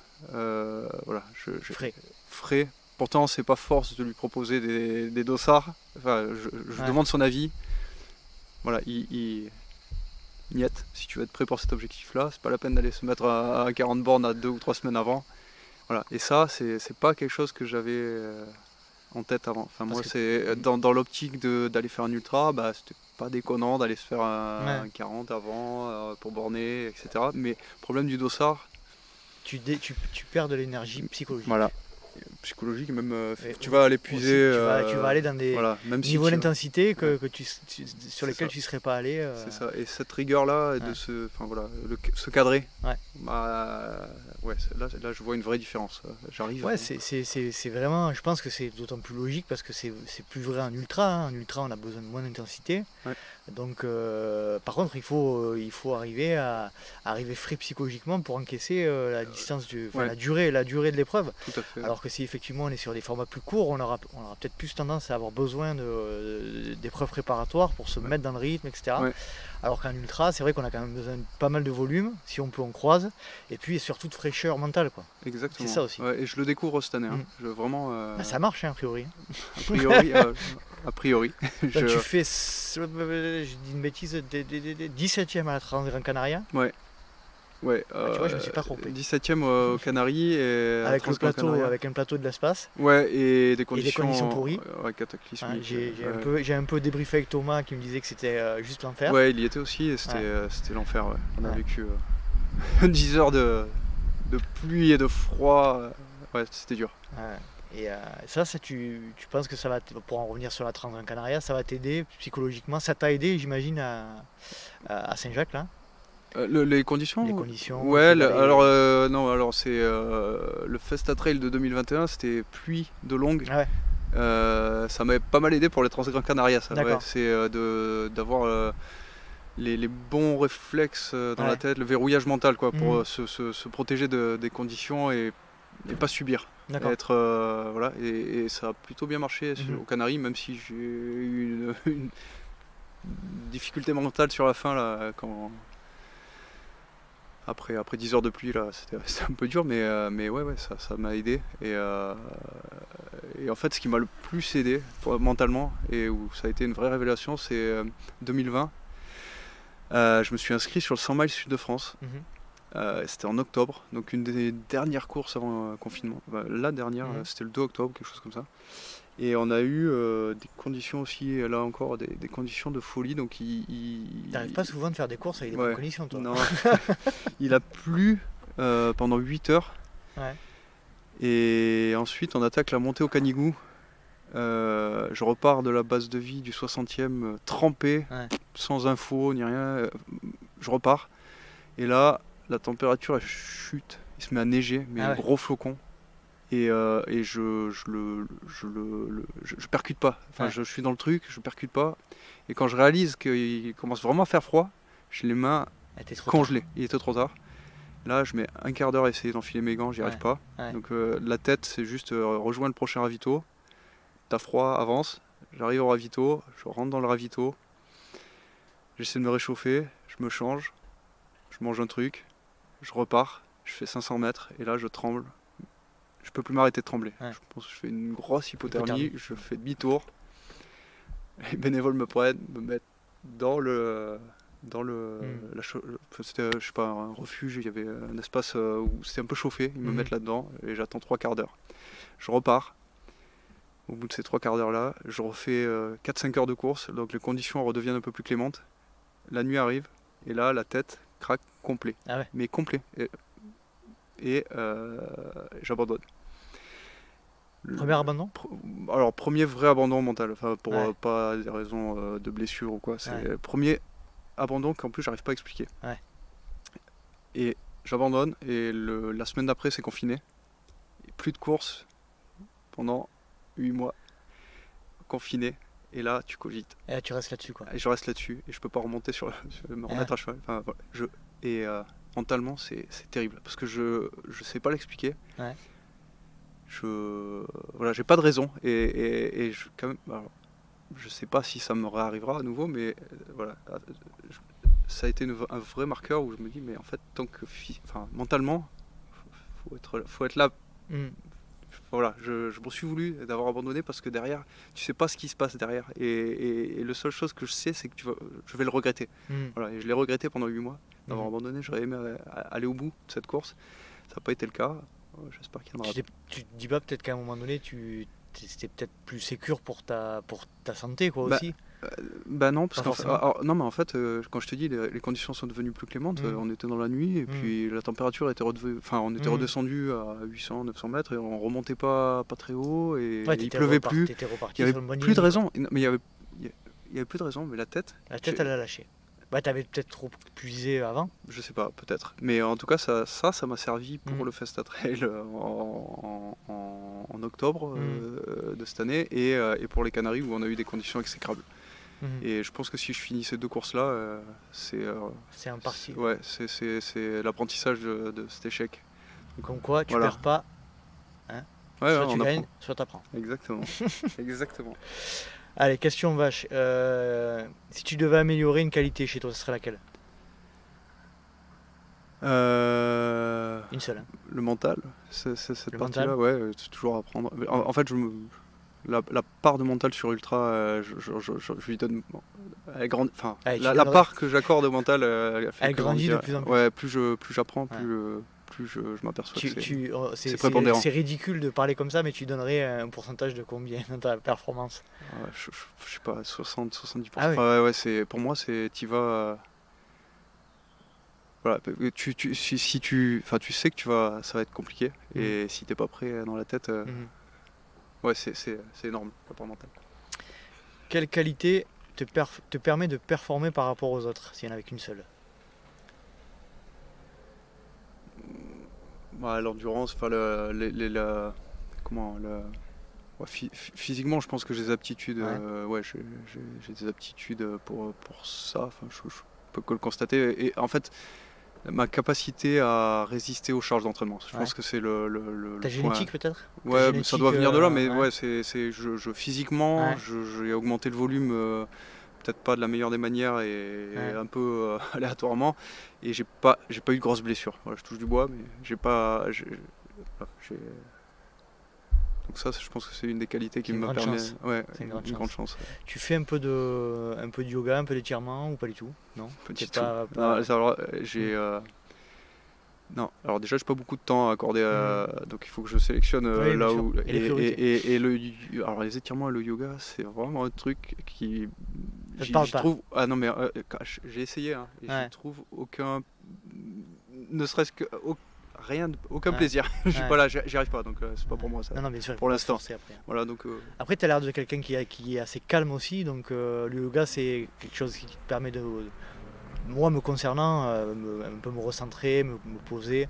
Toi, tu as l'air quelqu'un de calme de nature, donc c'est peut-être moins utile aussi pour toi. Alors, le yoga pour l'aspect zen, peut-être. Après, les étirements pour le corps, j'en ressens pas le besoin. Mais peut-être que si j'en faisais, ce serait un axe de progression. Mais voilà, c'est pas un truc. Tu te sens pas limité par des moments, des mouvements particuliers, non, rien de spécial. Bon. Allez, on va passer. Alors là, c'est pareil. Il faut juste que tu en sélectionnes un. Est-ce que tu peux nous parler de ton moment extraordinaire? C'est un moment unique lié au trail, pas forcément le plus beau, mais le plus atypique. Drôle ou non?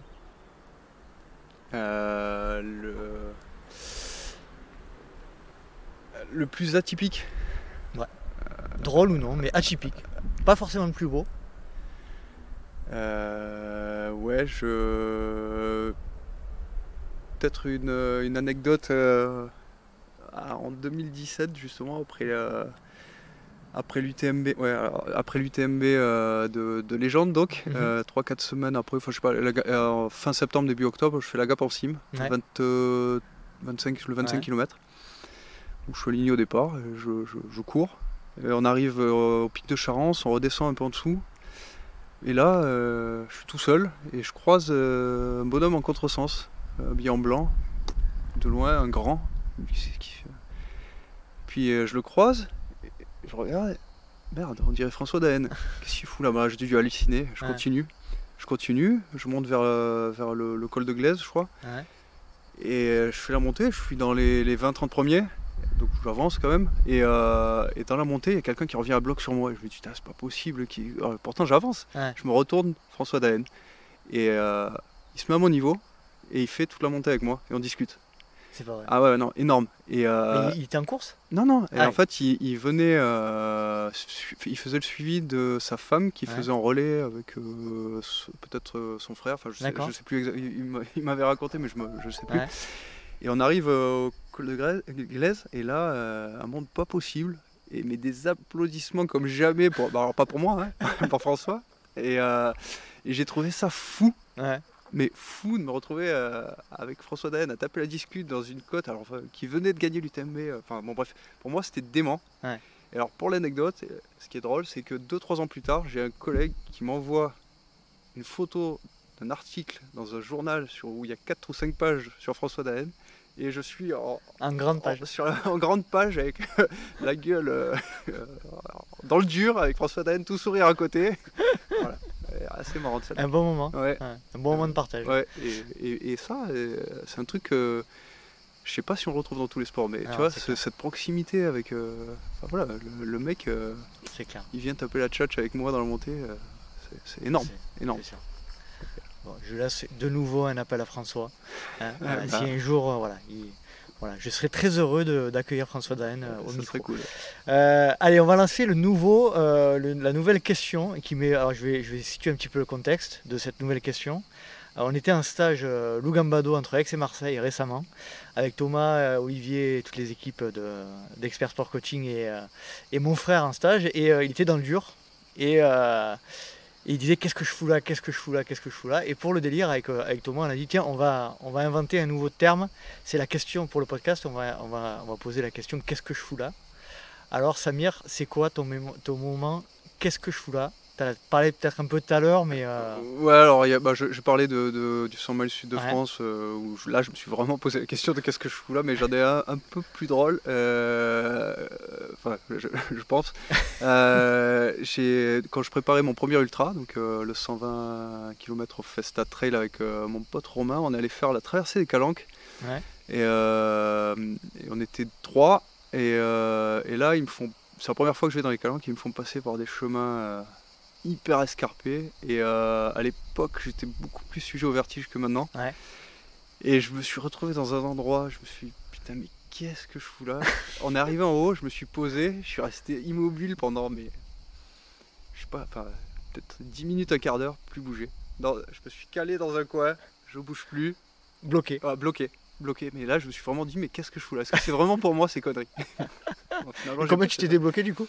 Bah j'ai suivi un peu le GR plutôt que leur connerie. Ouais. Et puis après ça serait pour la prochaine. Non mais Tu es ouais. repassé du coup à ce moment?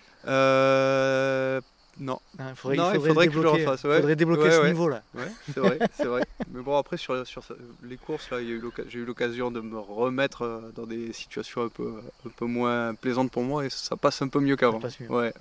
Avec l'habitude. Ouais. Bon, merci d'avoir inauguré cette question. Il y a pas de Tu quoi. seras le premier à y avoir Il y a répondu. pas de quoi. Allez, est-ce que tu peux me sortir ton meilleur souvenir de trail? Immédiatement, tu me dis ouais. Ouais, Ah, vas-y, ouais. je Alors t'écoute. ça va tourner autour de l'UTMB. Donc il y a j'en ai deux, si je peux. Allez, Donc il y a 2019, l'arrivée en famille avec Pauline Avec ton et nez rouge? mes enfants. Et Ton nez rouge, alors le nez c'est ouais, cette année-là? Ouais. Et les 2 années, je l'ai fait avec Ouais. le nez rouge pour le rire médecin. pour le rire médecin. On en parlera un petit peu après, Ouais, si tu et donc l'arrivée avec les enfants et Pauline, les larmes, Mémorable. ouais, mémorable. Et le deuxième souvenir, c'est cette année 2021. Je rentre dans la montée, je sais plus comment ça s'appelle. Après les Contamines, il y a une montée, il y a plein de monde, c'est noir de monde. Ouais. Et j'arrive là avec casquette verte. Et Qu'on salue, Alexandre. qu'on salue, ouais. Mais une folie. Je me suis cru au Tour de France, et pendant 5 minutes, des encouragements, mais comme jamais. Et je finis, et on se retrouve 50 mètres plus loin, plus personne. Et là, tu as le cardio à 10 000, mais tu te dis, mais tu n'as même pas senti, tellement tu es porté par les gens. Ouais. Et ça, c'est inoubliable. Enfin, ce moment-là, Ah ouais. précisément, mais te retrouver porté par la foule, c'est littéralement, c'est extraordinaire. D'accord. Bon, parfait. Ben, 2 beaux moments de trail, merci beaucoup. Rire médecin, t'en parlais Ouais. juste avant sur tes 2 événements, deux arrivées à l'UTMB. Ouais. Parle-nous un petit peu de cette cause et pourquoi tu y as souscrit. Alors, quand on a choisi de soutenir une asso, là, on a choisi avec Romain le Rire Metza, parce qu'on est tous les deux papas. On a tous les deux la chance d'avoir des enfants en bonne santé, mais comme tous les papas, ça nous arrive d'aller faire un tour aux urgences. Et voilà, je sais pas si ça t'est arrivé, mais c'est voilà. Fracture voilà. de l'humérus. Voilà, moi j'ai ma fille qui a fait le tibia. Voilà. Radius, pardon, radius. Ouais, Erreur. C'est pas pareil.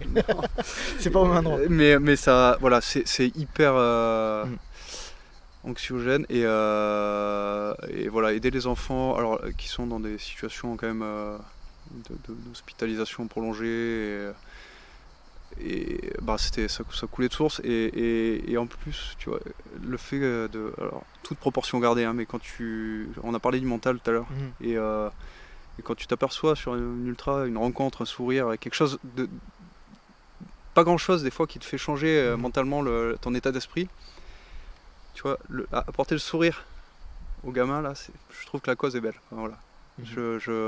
Et si ça peut leur permettre de s'évader quelques secondes, quelques minutes.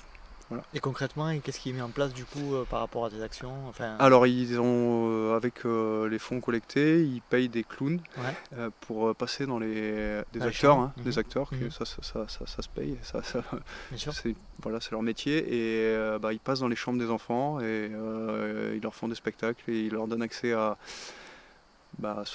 ces moments de rire et voilà. Ça tient à cœur. Ah ouais, complètement. Ça te donne une motivation supplémentaire dans les moments où tu es dans le dur, tu y penses? Ouais. Les 2 fois où j'ai pu les soutenir, c'est quelque chose que tu as vraiment dans un coin de la tête. Et puis ce nez rouge là qui est symbolique et qui est facile de transporter. Ça... C'est une vraie symbolique. Ouais. Bravo en tout cas pour ça. Et puis je souhaite par la même occasion saluer Antoine, toutes ces équipes de basket au pied qui fait aussi voyager les enfants par le biais de masques de réalité virtuelle dans les hôpitaux. On le salue. N'hésitez pas à vous rendre sur basketaupied.fr. Comment tu vois, alors je vais te poser la première question, quels sont tes rêves de trail? Alors j'imagine que la réponse est un peu évidente, mais jusqu'où tu te vois aller? Franchement, j'aimerais bien continuer ma progression là pour aller titiller un 24 heures à l'UTMB. Je sais pas, je sais pas quels sont les axes encore, les leviers sur lesquels jouer. 27 en 2021. Ouais, ça et 25h20 en 25h20 en 2021 et 27 en 2019. Ouais, donc tu t'en rapproches quand même. Ouais, mais ça devient compliqué de... Voilà, tu sens autant entre la première et la deuxième fois, voilà, on parlait du renfort, etc. Je voyais des axes de progression. Là, écoute, je vais miser sur la récup et le fait que j'ai changé un peu ma manière de m'entraîner. Mais voilà, après, c'est un objectif, j'aimerais l'atteindre. Voilà. Mais après, au-delà de ça, j'ai pas de... Ce que j'aimerais, moi, c'est après, je pense, découvrir aussi d'autres endroits. La Diag, ça me plairait beaucoup. Puis voilà, essayer de voyager, pas forcément très loin, mais aller découvrir des coins que je connais pas et peut-être aller vers des trails un peu plus alpins. C'est pas ma qualité première pour l'instant. Voilà, je me qualifierais de trailer des collines. Trailer de collines, c'est intéressant. Ouais, mais c'est voilà, je fais avec mon environnement et voilà, mais peut-être aller titiller des trails un peu plus alpins. J'en ai fait quelques-uns, ça c'est pas toujours, c'est compliqué. Ouais. On n'a pas le terrain ici pour. Techniquement, on l'a. Ouais, techniquement, ouais, mais après il manque de démoins. Il manque des grandes bosses et des grandes descentes. Voilà, des grandes descentes surtout. Et ce qu'on peut avoir nous ici, c'est à la Seine-Victoire ou à la Seine-Baume, c'est que des descentes qui font 5, 600. Ouais, voilà. C'est 600 à Seine-Baume peut-être. Et c'est souvent technique, donc pour dérouler, c'est pas pas évident de dérouler et d'aller taper. C'est pas du tout du coup les mêmes, terrains. les mêmes gestes, Non. la même foulée. Ouais. C'est pas... Ouais, Ça, tu le ressens du coup quand tu es sur l'UTMB, que tu dois entamer la flégère après 23 heures ou 24 ou 25 heures et que tu dois courir en descente sur des chemins qui sont relativement propres par rapport à chez nous. C'est Ouais. tout ça, hein, en fait. Bah c'est ça, ouais, et je le ressens, ouais, parce que j'ai les cuisses littéralement broyées. Et ouais, ça, c'est douloureux, et je sens que c'est marrant parce que les 2 fois où j'ai eu... Voilà, j'ai une limite à 6000, 6000 de D-, D'accord. D-, pas de D+. Ah ouais. Ouais, sur le 100 miles sud de France, là, ça a commencé à titiller aussi à 6000, et c'est une course qui a la particularité d'être... on part de Font-Romeu pour arriver à la mer, dans les Pyrénées. Donc il y a plus de D- que D+. Voilà, donc il y a plus de D- que de D+, et je me demandais pourquoi j'avais des sensations de cuisses fracassées aussi tôt dans la course par rapport à d'habitude. Et en fait, l'explication était assez simple, c'est que j'avais atteint ces 6000 de D- plus vite que d'habitude, et je le ressens. Voilà. Donc là ça, 2021 sur l'UTMB, ça s'est mieux passé, parce que j'ai travaillé le renfort, etc. Et puis on va voir cette année si ça se passe. Bon, c'est tout ce qu'on te souhaite. Ça se passe bien. C'est tout ce qu'on te souhaite. On arrive tranquillement à la fin de l'épisode. Qui tu souhaiterais me conseiller pour intervenir dans le podcast? Qui tu aurais eu envie d'entendre? Alors, qui j'aimerais entendre? Ouais. J'aimerais beaucoup entendre Courtenay de Walter. Ouais, j'y travaille, beaucoup. Mais bon. Franchement, non, mais j'ai eu l'occasion de faire un petit bout, là, les 20 premiers kilomètres à l'UTMB avec elle. C'est franchement ce qu'elle dégage. Elle est incroyable. Hein. Ah ouais, moi j'adore ce qu'elle dégage, et le smile continu, et puis cette facilité. Enfin, elle s'amuse, et ça j'aime beaucoup. Voilà, elle prend du plaisir. Voilà, donc ça, je suis sur le coup, là pareil, je lance un appel aux équipes. Bah, ça serait top si tu y arrives. J'espère un jour. Est-ce que tu as des derniers messages à faire passer, un sujet à évoquer dont on n'aurait pas parlé, avant d'arriver aux questions rapides? Non, non. Bon, en tout on cas, a fait un beau tour. On a fait un beau tour, hein, 1h30. Bah, dis donc. Allez, question rapide, est-ce que tu es prêt? Des réponses courtes sans argument. Ok. Ton plat favori après la course? Pizza. Ta boisson favorite après la course? Bière. T'es plutôt gel, bar, les deux ou aucun des deux? Bar. Fait maison ou industriel? Industriel. T'es plutôt grosse rafale de vent ou grosse averse de pluie? Bon, on a parlé la pluie. Tu préfères la pluie? Je préfère que le vent. Ouais. Nous, dans le sud-est, on n'aime pas le vent. On en a trop. On en a trop, ouais. Tu préfères les racines ou le verglas? Racine. Racine. Ouais. Tu préfères courir de nuit ou courir de jour? J'aime bien de nuit, de plus en plus. Quand tu cours, t'es plutôt podcast, musique ou bruit de la nature? J'étais bruit de la nature jusqu'au confinement, maintenant je suis plutôt podcast et musique. C'est vrai? Ouais, c'est podcast, c'est bien ça. Des particularités, podcast dans certaines conditions, musique dans d'autres? Ouais, quand les sorties plutôt cool, c'est podcast. Voilà. Et quand il faut faire des intensités, je pense que c'est pas facile de se concentrer. D'accord. Ça met un boost supplémentaire. Ouais. Tu préfères courir? Alors là, c'est une question que je sais même pas pourquoi je te la pose, mais bon, je vais te la poser quand même. Courir seul ou accompagné? Ah non, je accompagne. T'es souvent seul? Mais je suis souvent. Ben en fait, j'adore courir avec. Le problème, c'est que. De fait, tu cours seul. J'arrive plus à m'organiser pour en fait faire matcher les emplois du temps. C'est trop compliqué. C'est trop compliqué, mais moi, je préfère 100 fois courir avec quelqu'un. Ouais. Bon, c'est cool. Samir, je te remercie vraiment énormément pour ce moment. Je me suis régalé. On a parlé plein de choses. On a parlé. En plus, tu nous as partager beaucoup de choses qui étaient intéressantes, à savoir par rapport à l'organisation familiale, les relations avec ta compagne, et ça c'est cool parce que c'est vrai que c'est toujours intéressant d'avoir cet aspect-là, et surtout pour des gens qui sont dans l'avant-garde des pelotons. Merci à toi, je m'y attendais pas du tout à l'invitation, mais merci pour l'invitation, ça me fait plaisir. C'est tout à fait normal. On resalue une nouvelle fois Ex-Athlé, la section trail, Eric, Nathalie, tous les trailers de Ex-Athlé. Thomas, Benjamin, Olivier, et puis tous ceux que j'ai oubliés évidemment. On va continuer si tu veux bien, 10 petites minutes pour les Patreons qui nous soutiennent. Ils ont voulu te poser quelques questions, donc si tu veux Avec bien plaisir. répondre. Voilà. Je te remercie Samir, passe une bonne soirée, et puis merci pour ton temps. Merci. Salut. Et voilà, cet épisode est à présent terminé. J'espère que vous avez passé un agréable moment en compagnie de Samir Tazi, que je remercie énormément pour le temps qu'il nous a accordé. Si vous souhaitez joindre le Let's Try Podcast sur les réseaux sociaux, rien de plus simple, rendez-vous sur Let's Try Podcast sur Facebook ou Instagram, mais vous avez également la possibilité de me joindre et de me suivre sur LinkedIn ou Strava à Nicolas Guilleneuf.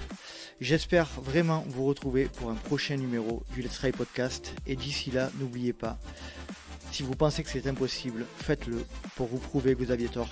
Salut, salut!